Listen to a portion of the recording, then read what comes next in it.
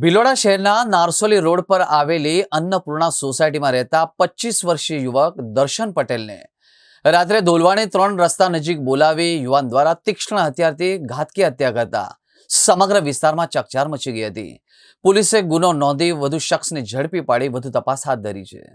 ભિલોડા તાલુકાના ટાંકાટુકા ગામનો રહેવાસી નિસર્ગ પટેલે ભિલોડાના અન્નપૂર્ણા સોસાયટીમાં રહેતા વ્યાપારી પુત્ર દર્શન પટેલને દોલાવણી રસ્તા પાસે બોલાવેલા હતા અને ત્યાં બંને વચ્ચે બોલાચાલી અને માથાકૂટ થતા પ્રેમ સંબંધમાં કોઈ કારણસર નિસર્ગ પટેલે દર્શનની ગાડીમાં બેસી આંખોમાં મરચું નાખી તીક્ષ્ણ હથિયારના ઘા કાનની નીચે ઝીકી દર્શનને ગંભીર ઈજાઓ થતાં જ ઘટના સ્થળે દર્શનનું કરુણ મોત નીપજ્યું હતું। મૃતકની હત્યા થતાં જ આખા વિસ્તારમાં ચકચાર મચી ગઈ હતી। પોલીસે ઘટના સ્થળે પહોંચી મૃતદેહને ભિલોડાની સિવિલ હોસ્પિટલમાં પોસ્ટમોર્ટમ માટે મોકલી હતી। આ બનાવ અંગે મૃતક દર્શનના પિતા મનહરભાઈ પટેલે નિસર્ગ હિતેશભાઈ પટેલ વિરુદ્ધ ભિલોડા પોલીસ મથકે ફરિયાદ નોંધાવી હતી। હત્યાની પાછળનું સાચું કારણ હજી સુધી જાણવા મળ્યું નથી। પોલીસ દ્વારા હત્યા કરનાર નિસર્ગને રાઉન્ડ અપ કરી હત્યાનું ચોક્કસ કારણ જણાવવાની તજવીજ શરૂ કરી છે।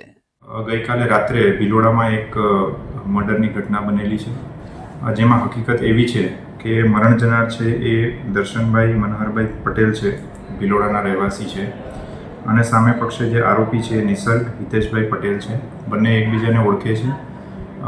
બંનેની ઓળખાણ એવી રીતે છે કે બંનેને એક કોમન પાત્ર છે, એમની જોડે પ્રેમ સંબંધ છે। આરોપી છે એનું બ્રેકઅપ થાય છે અને જે મરણ જનાર છે એની સાથે એ પાત્રનું જે સંબંધ છે એ ફરીથી બંધાય છે।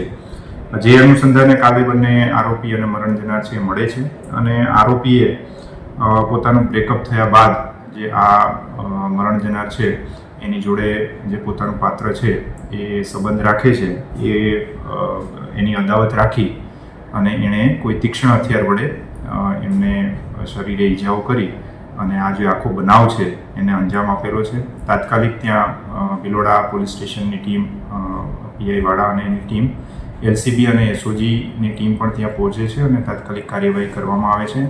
આરોપી છે એને પણ અત્યારે રાઉન્ડ અપ કરવામાં આવેલો છે અને એની આગળની જે પૂછપરછ છે એ પણ ચાલુ છે અને આગળની કાર્યવાહી હાલ ચાલુમાં છે।